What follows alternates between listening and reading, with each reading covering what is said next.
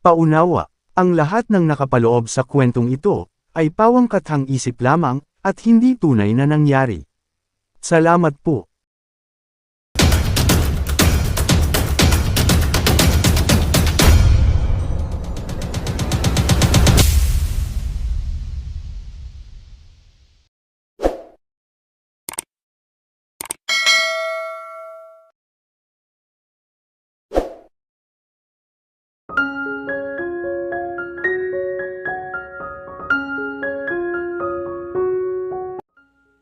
I want to tell you something na matagal ko nang gustong sabihin sa'yo.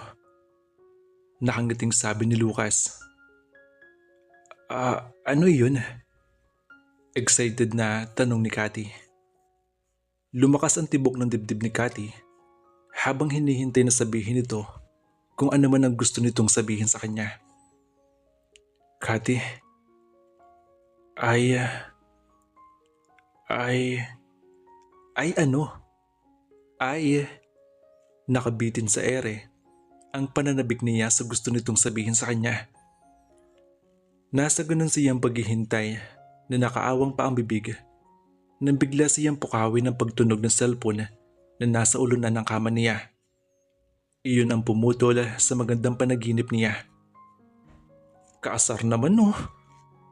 Pangingit-ngit na kalooban niya. Sasabihin na sana ni Lucas yung gusto kong marinig mula sa kanya eh. Napasuntok siya sa hangin. Nang lingunin niya ang kanyang cellphone na nasa ibabaw ng night table, ay padaskol niya iyon dinampot. Kung hindi lamang siya nanghihinayang doon, ay baka naibalibag na niya iyon sa labas ng bintana na kanyang silid. Istorbo tong cellphone na to. Ganda-ganda na ng panaginip ko eh. Laling lumalim ang pagkakakunot ng noo niya nang makita ang oras sa orasan niya. Pasado 2:00 ng madaling araw.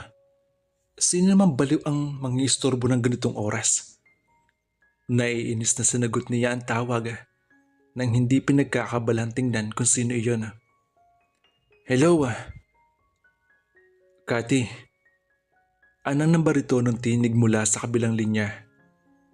Bigla siyang napaunat sa pagkakaupo at napahigpit ang hawak niya sa cellphone nang mabusesan si Lucas. Pakaramdam niya ay nagising ang lahat ng kanyang nerve endings pagkarinig sa boses nito. Yes best friend. Ang aga mo naman nagising. O baka hindi ka pa natutulog niyan. Ang inis na nararamdaman niya kanina ay nahalinhan ng tuwang nagpasilay na magandang ngiti sa kanyang mga labi. Hindi ako makatulog best friend eh. Ha? Bakit naman? Kailan ka pa nagkaroon ng insomnia? Best friend, kailangan ko kasi na makakausap eh. Kausap mo na ako ah. Best friend, pasensya ka na ha. Alam ko nakakaistorbo ako. Ano ka ba? Okay lang yun best friend. Ikaw pa. Alam mo namang malakas ka sa akin eh. Ano bang problema? Si Carmel kasi. Nag-away kami kanina. Pagsusumbong nito sa kanya. Napasus siya kasabay na paghaba ng nguso. Saka siya muling nahiga habang nakadikit pa rin ang kanyang tenga sa cellphone niya. Okay lang sa kanya na gisingin siya ni Lucas ng oras na iyon. Ngunit ko ang girlfriend nitong si Carmela ang pag-uusapan nila ay mas gusto na niyang ituloy na lamang ang pagtulog. Nag-away na naman kayo? Tanong niya na kunwari ay interesado pero sinundan iyon ng paghigaba. Oo eh. Ayaw kasi niyang maniwala na nag-exhibition play kami sa Elementary College sa kabilang bayan. May nakapagsabi raw sa kanya na nakita ako sa Madrigal Mall at kasama si Emeralda. Kahit anong gawin ko ayaw niyang maniwala eh. Aba ay problema na niya yun. Kung ganun kakitid ang utak niya ay bahala siya sa buhay niya. Hindi mo kailangan mamilit o tumuwad doon para lang maniwala siya sa'yo no. Hindi niya tiyak kung hindi nito nahalata ang pagkaasar niya kay Carmela. 3 buwan palang nobya ni Lucas ang babae. Hindi siya boto rito para sa kanyang kaibigan dahil naaartihan siya rito. Ipinaparamdam din ni Carmela sa kanya na hindi nito gusto maging malapit sa kanya kahit may isang lalaking kapwang malapit sa puso nila. Kate naman, ayoko nga magalit sa akin si Carmela eh. Alam mo naman kung gaano ko siya kamahal, di ba? Sagot ni Lucas. Anong gusto mong gawin ko? Matarin niyang tanong. Ang sabi mo nga, ayaw niyang maniwala sa'yo. Kahit na nagsasabi ka naman totoo. Best friend, siguro maniniwala yun sa'yo kung ikaw magpapatunay na sa mga ginawa ko at hindi ako nagpunta sa Madrigal Mall. Ano? Nagtikwasan ng mga kilay na reaksyon niya. Bakit pati ako yung nasali sa usapan? Favor naman best friend Kaisapin mo naman siya Sabihin mo magkasama tayo sa Saint Clement para maniwala siya. Maniniwala ba sa akin yun? Siyempre iisipin lang nun na ipinagtatanggol kita dahil best friend kita. Hindi best friend, palagay ko naman maniniwala yun. Dahil may babak up sa sinasabi ko. Giit nito. Bakit hindi yung mga teammates mo ang pakiusapan mo? Na magpatunay kay Carmela na naglaro kayo sa San Clement? Sila naman talaga ang kasama mo lalong hindi maniniwala yun. Iisipin niya kinukuntsaba ko ang teammates ko. Iba pa rin syempre kung ikaw. Dahil iisipin nun na magkakampi kayo dahil pareho kayong babae. Isang buntong hininga ang pinakawalan niya. Siya, sige na. Kakausapin ko na siya para sa'yo. Salamat best friend ha. The best ka talaga. Tuwang-tuwang sabi nito. Hayaan mo bukas. Ititreat kita ng isang box ng pizza. Ewan ko sa'yo. Pizza ka dyan. Kunwari ay walang epekto sa kanya ang pagbabayad nito sa gawin niyang pabor para dito. Ano akala mo sa akin? Teenage Mutant Ninja Turtles na mahilig sa pizza? Best friend, alam ko naman pizza lover ka Nang matiyak nitong gagawin niya ang hinihingi nitong pabor, ay nagpaalam na ito sa kanya. Subalit hindi na siya muling nakatulog. Nanatili na lamang siya nakatitig sa kisame. Heto na naman siya. Basta para kay Lucas ay wala siyang hindi gagawin. Kahit labag sa kalooban niya ay hindi siya makakatanggi. Because he is my best friend. Katwiran niya sa sarili.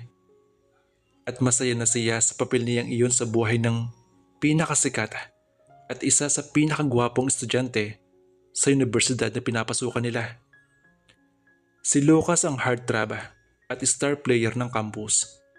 Ang lalaki sa isang anggulo ay parang artista. Dahil malapit siya rito, ay kinaiingitan siya ng maraming babae sa loob at sa labas ng campus. Mula pa elementary, ay magkaibigan na sila. Nagkahiwalay lang sila nang sa Maynila ito nag-high school. Ngunit bumalik ito sa Santa Monica para mag-college. Doon na sila naging matalik na magkaibigan. Mag-best friend sila at palagi magkasama sa mga gimmicks. Palagi siyang nasa tabi nito, lalo na kapag kailangan siya nito. Siya rin ang tagagawa ng project nito. At siya ang best friend nito na lihim na nagmamahal dito. Ngunit ipinapangako niya sa sariling ililihim na lamang niya ang damdaming iyon habang buhay. Dahil alam niyang hindi siya ang tipo ng babae ni Lucas. Hindi siya kasing sophisticated ni Carmela. Hindi siya kasing ganda ng mga naging girlfriends nito. Kung hindi siya ang idea girl nito, alam naman niyang siya ang ideal friend nito. At siguro, makakontento na siya sa ganun.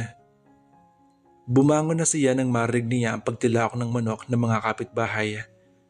Pinagmasdan niya ang sarili sa harap ng pole-length mirror na nasa loob na kanyang silid. Ang sabi ni Mami, maganda naman ako. Pero bakit hindi yun napapansin ni Lucas? Sinuklay niya ng mga daliri ang kanyang buhok. Kung mag-make up kaya ako, Huwag ko na ngang problemahan ang tsura ko. Kahit naman anong gawin ko Alam kong masasayang lang ang effort ko. Dahil para kay Lucas ay forever best friend lang ako. Okay na yun. Ang importante, close kami at palagi ko siyang kasama. Nakasimangot na sabi niya sa isipan habang nakatitig pa rin sa salamin. Ginawa na naman ni Cathy ang dating papel niya kay Lucas. Kapag nagkakaproblema ito at ang girlfriend nito, siya ang taga-ayos ng gusot. Kinabukasan ay kinausap niya sa Carmela sa campus. Maniwala ka naman kay Lucas, Carmela. Faithful naman sa iyo yung tao eh. Totoo naglaro lang sila sa St. Clement at hindi siya pumunta ng mall. Pangungumbinsi niya rito. Nasa covered pathwalk sila. At paano mo naman nasisiguro yun? Tanong nito. Dahil kasama niya ako doon. Pagsinungaling niya. Sumapit ako sa kanila kasi may crush akong player sa St. Clement. Inabot na nga kami ng gabi ron eh. Ay may nakakita raw sa kanila ni Emerald sa Madrigal Mall eh. Ang sweet-sweet daw nila.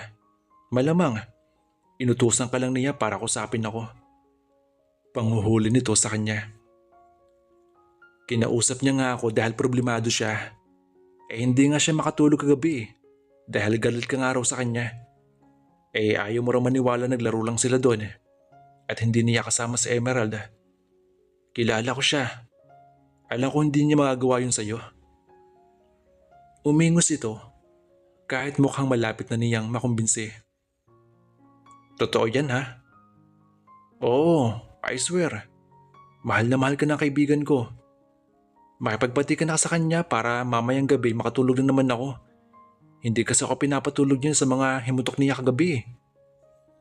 Nangumiti ito ay nakadama siya ng relief. O siya, sige na. Ite-text ko na siya. Sasabihin kong naniniwala na ako sa kanya. Pero isang kondisyon.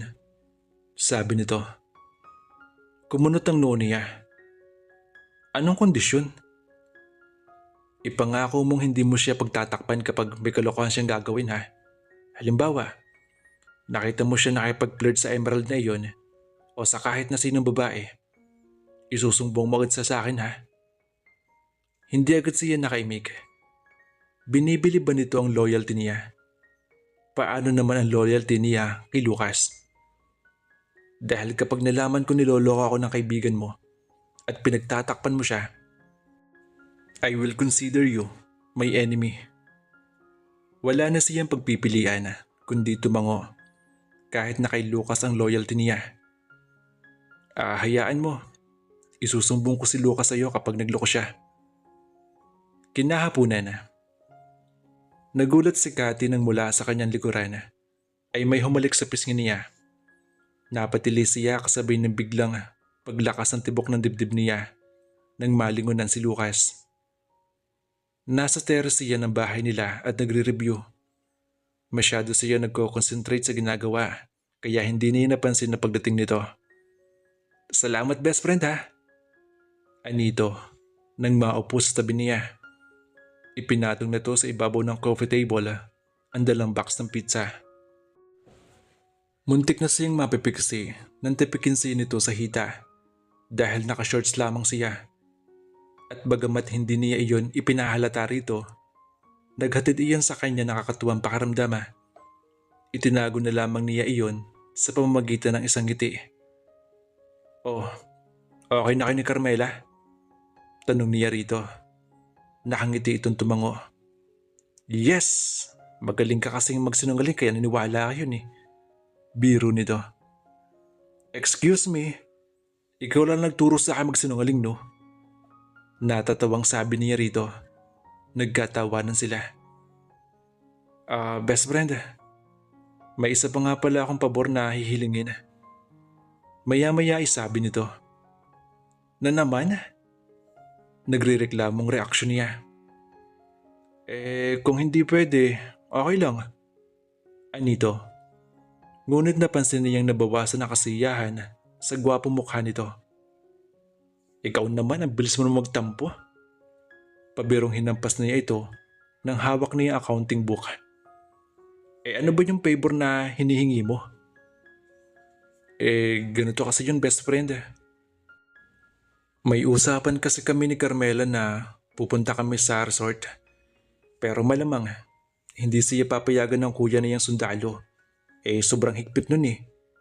Nasa bahay nila ito at nagpapagaling sa sugat. Kaya hirap na hirap kami ni Carmela na makalabas eh.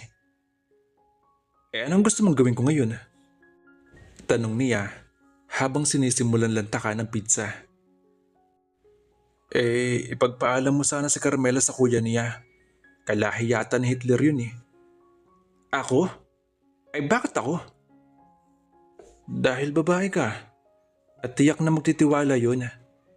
Kunwari ilakad niyo yun na puro babae. Sabihin mo blowout sa inyo sa campus. Dahil nanalo ang cheering group na sinalihan nyo. Ganun. Ikaw nang bahala. Iningusan niya ito. Ikaw ha? Ako pang ipupurot mo para lang magkasama kayo ni Carmela na yun ha? Nahihirapan nga kasi kami magkapuslit sa kuya niya. Kaya kailangan namin gawin to. Sige na naman best friend. Paglalambing nito sa kanya. Inakbayan pesi nito at nilagay ang baba nito sa ibabaw ng kaliwang balikat niya. Last na to, promise. Paano kung malaman ng kuya ni Carmela na hindi tunay sinasabi ko? Baka mamaya akong barilin nun. Totoo naman sasabihin mo dahil isasama ka namin. Ano? Hindi makapaniwalang napatitig siya rito. Isasama niyo ako? Oo. Para mag-check man ang kuya ni Carmela walang sabit, di ba? Nag-isip siya matapos niyang maubos ang unang slice ng pizza. Magandang ideyang isasama siya nito. Dahil kahit sa buwan pa siya nito yayain, tiyak na sasama siya. Ano naman ang gagawin ko ron habang nag-enjoy kayong dalawa? Maya-maya itanong niya. Di mag-enjoy ka rin. Maraming pwedeng gawin doon bukod sa pagsaswimming. Muli siyang kumuha ng isang slice ng pizza. Siya, sige na nga. Total, pagkatapos ng exam wala naman akong gagawin kundi mag-relax lang. Sabi niya dito habang nakangiti ang kanyang best friend. Nagawa ni Cathy ang kahilingan ni Lucas sa kanya na ipagpaalam niya si Carmela sa kuya nitong ubod ng istrikto at napaniwala ito sa alibay niya. Sabado pa lang ng umaga sinundo na niya si Carmela sa bahay nito. Pagkatapos pumunta sila sa napag-usapan nilang meeting place ni Lucas. Nagtuloy na sila sa Island Resort sa kabilang bayan. Ngunit laking sisi niya nang malamang magmumukha lang siyang tagabitbit ng mga gamit ni Carmela. At parang hindi siya kasama ng dalawa sa lakad na iyon. Palagi siyang kailangan lumayo dahil nahihiya siya sa tuwing maglalampungan ng dalawa. Madalas din nakalingki si Carmela kay Lucas. And worse, nakahiwalay siya sa cottage ng mga ito. Sabi ko na nga ba hindi ako dapat sumama sa dalawang dahil magbumukha lang akong tagatanga, tagapanggulo. Habang sinasabi niya iyon sa isip, nakaupo siya sa hagdan ng kanyang cottage at nakapalungumbaba nakatingin sa cottage ng mga ito. Parang gusto niyang ibato ang mga paso na nasa ibabaw ng pasimano sa balkonaheng cottage. 7:30 pa lamang ng gabi at saradong-sarado na ang cottage ng dalawa. Paano kung mabuntis si Carmela? Di mapepersa niya si Lucas na pakasalan siya at mawawala na sa akin ang best friend ko. Iyon na nga ba ang kinatatakot niya? Ang mawala na sa kanya ang best friend niya o mawala ang lalaking kayakap at kahalikan niya sa pangarap niya. Kinabukasan, palabas ng campus si Cathy kasama mga barkadang sina Krishma at Yasmin nang salubungin sila ng isang malaking bulto ng lalaking pamilyar sa kanya. Napatras siya nang makilala ito. Patay, ang kuya ni Carmela. Bigla siyang muling napatakbo papasok sa loob ng campus. Mabuti na lang at nakasalubong niya si Lucas. Lucas, lagot tayo. Nakaabang sa gitang kuya ni Carmela. Takot na sabi niya. Ha? Bagamat nagulat ito, ay hindi naman kababakasan ng takot o pangamba mukha. Anong gagawin natin? Eh mukhang galit na galit siya eh. Akala ko ngayon susunggaban na lang ako. Kaya pala humahangos ka. Come on, huwag ka matakot sa kanya. Inakbayan siya nito at iginaya papunta sa gate. Walang kakabakabang hinarap nito ang kuya ni Carmela. Sa takot niya ay nagtago siya sa likod nito. Ikaw na tarantado ka ha? Leave my sister alone ha? Pasensya na, Sergeant Balbuena. Pero mag-boyfriend kami ni Carmela. Kahit anong pigil mo na magkita kami, gagawa't gagawa pa rin kami ng paraan. Besides, hindi naman bata ang kapatid mo eh. At saka hindi ko naman siya lolokohin. Ba't mayabang ka na no? Pagkuway humugot ito ng barila. Napatras siya. Saka hinila sa damit si Lucas mula sa likuran nito. Lalayuan mo ang kapatid ko? O pasasabugin ko ang ulo mo ha? Galit na sabi ni Sergeant Balbuena habang nakatutok ang barila sa mukha ni Lucas. Lucas, ano ba? Umalis na tayo rito. Takot na yaya ni Rito. Ngunit bahagya lamang itong matras. Mukhang hindi ito nayinig sa pagkakatutok ng baril dito. Layuan mo si Carmela kung ayaw mo magsisi. Nangatwiran pa si Lucas, kaya lalo siyang kinabahan.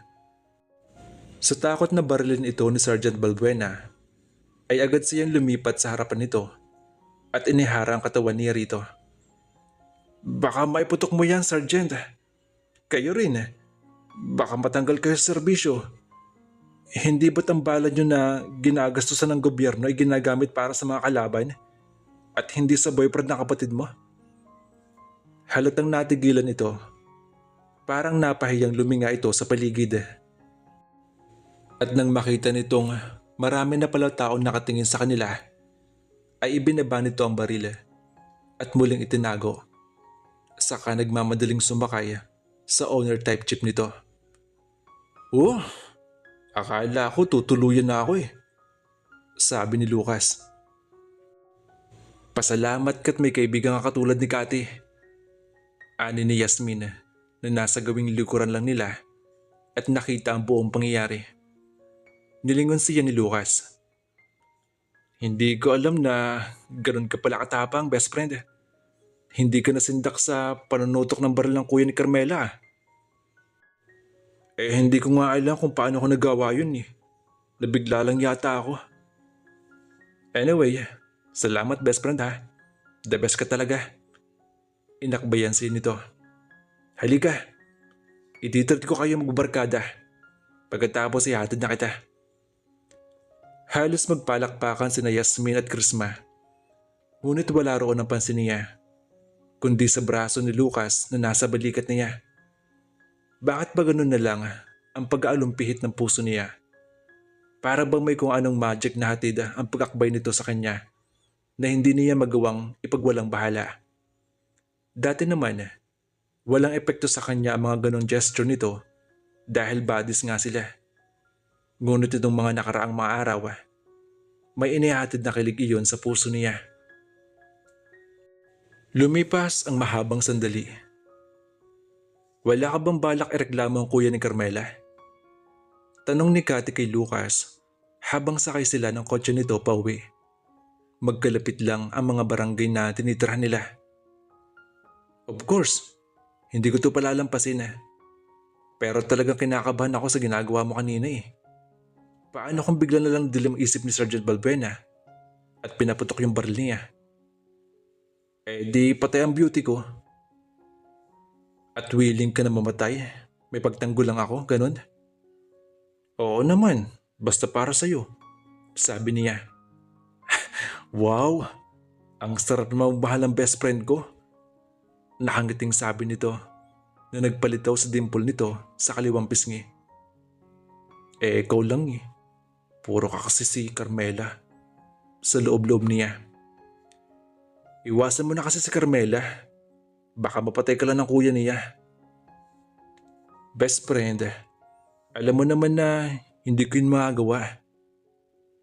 Hindi mo magagawa? Hindi masarap sa tenga niya ang narinig. Ibig sabihin niyon, sobrang mahal nito si Carmela at marahil ay seryoso na ito sa babae. Bigla siya nag-alala. Marami na rin naging girlfriend si Lucas pero wala naman itong sineryoso ng ganun. Nagtataka lang ako, best friend, kung bakit sobrang higpit ng kuya ni Carmela. Pag-iiba nito ng usapan. Para bang ayaw niyang madidikitan man lang na ibang lalaki ang kapatid niya. My God! Carmela's turning 18 next month. Pero tinatrato niyang parang 13 years old pa lang. May mga kuya na talagang overprotective sa mga younger sister nila. Ako nga kapag may na-inlove sa akin, hindi magkakaproblema ng ganyan dahil wala akong kuya. Ako kasi ang big sister sa pamilya. Paano namang mai-inlove sa'yo, ha, miss? Para kang siga kung basta. Natatawang sabi nito. Kailanman hindi pa kita nakitang nagbestida at nag-makeup man lamang. Mas mukhang astig ka pa sa akin . Bakit ako magme-makeup? Natural ako maganda. Pag-iyabang niya. Baka naman hindi maganda kundi gwapo. Medyo nasaktan siya sa birong iyon ni Lucas. Mula pa sa pagkabata niya, nakilala siya nitong boyish kumilos. Panganay siya sa 4 na magkakapatid na pulos lalaki. Subalit iyon ba ang dahilan kung bakit hindi siya nito napapansin bilang babaeng maaaring mahalin? Oy, sobra ka na ha. Sumbat niya rito. Napilit itinatago ang pagdaramdam. Babaeng babae ako no. Siguro boys lang akong kumilos. But deep inside, babaeng babae ako. At makikita mo ako nakagaon sa dibo ko. Oo nga pala no. Malapit na nga pala ang dibo mo. Oo, at ikaw ang escort ko. Kaya dapat ikaw may pinakamamahaling regalo ha. Oo ba?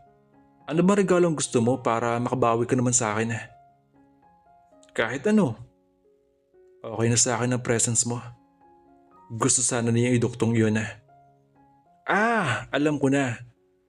Ako na ang sasagot sa cake. Cake? Hindi naman iyon ang gusto niya. Muntik siyang umingos. Sinabi mo yan ha. Gusto ko yung 7-layer. Kahit naiinis, ay iyon ang sinabi niya. No problem, best friend. By the way, pwede ko bang isama sa dibo mo si Carmela? Ay, Carmela na naman. Lihim siyang napaismid sa lalaki. Championship game ng Inter-University League na ginanap sa auditorium ng Santa Monica. At dahil si Lucas ang star player na nakampus nila, ay naroon si Cathy. Isa siya sa may pinakamalakas mag-cheer.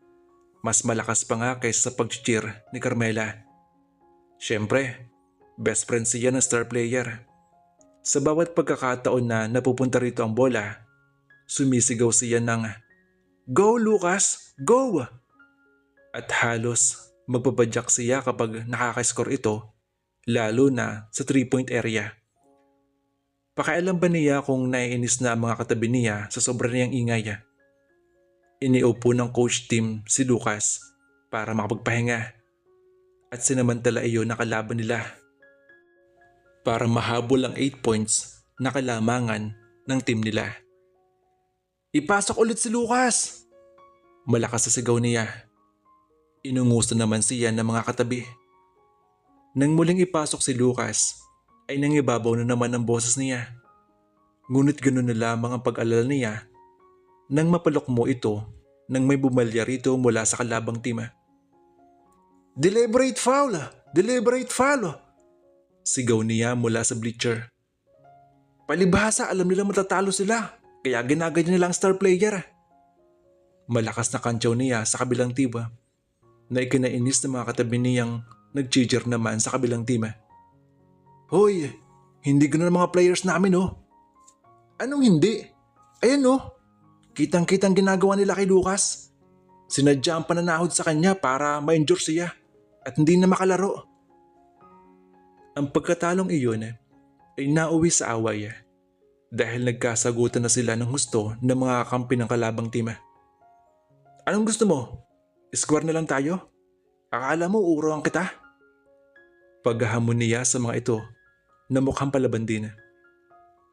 Kati, ano ba? Saway ni Mayumi sa kanya. Pansamantala ring natigil ang laro dahil sa away na iyon. Ang yabang ng mga ito eh.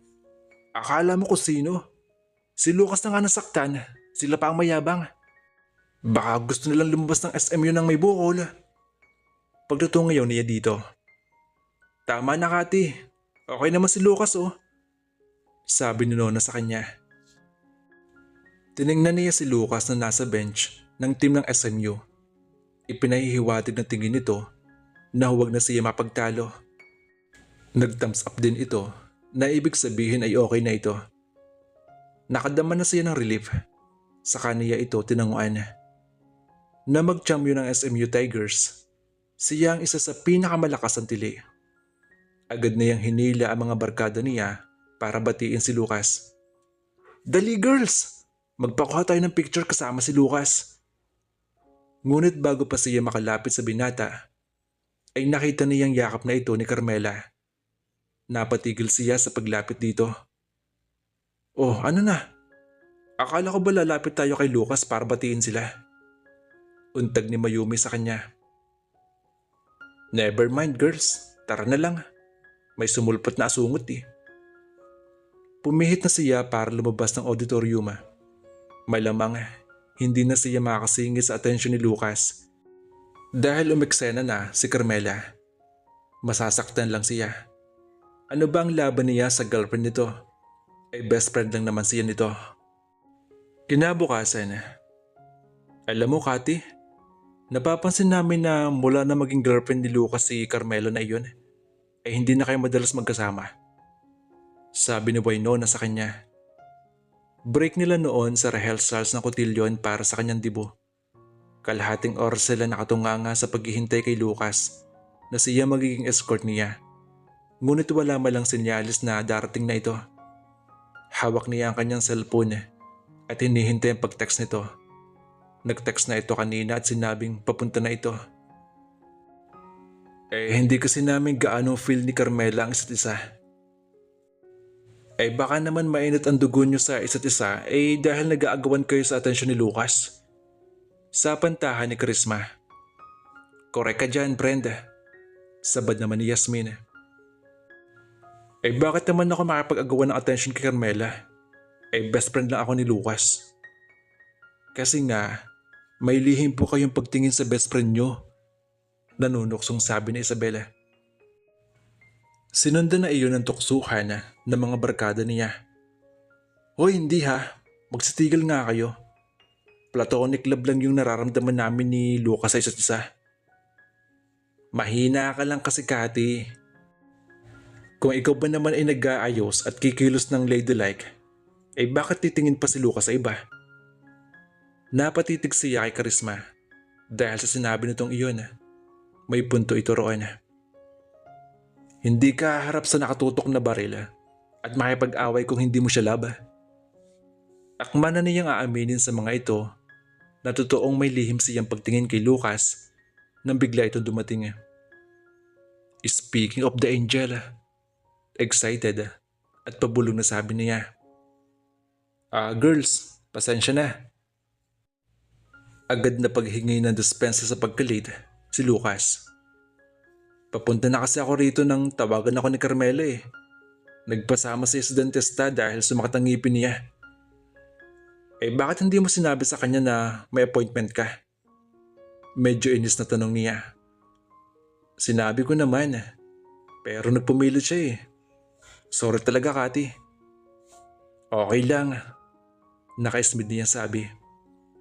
Pero sana next time, sabihin mo rin sa Carmela mo na ipahiram ka muna sa akin kahit sa dibo ko lang. May katarayang tura niya habang hila ito patungo sa dance floor.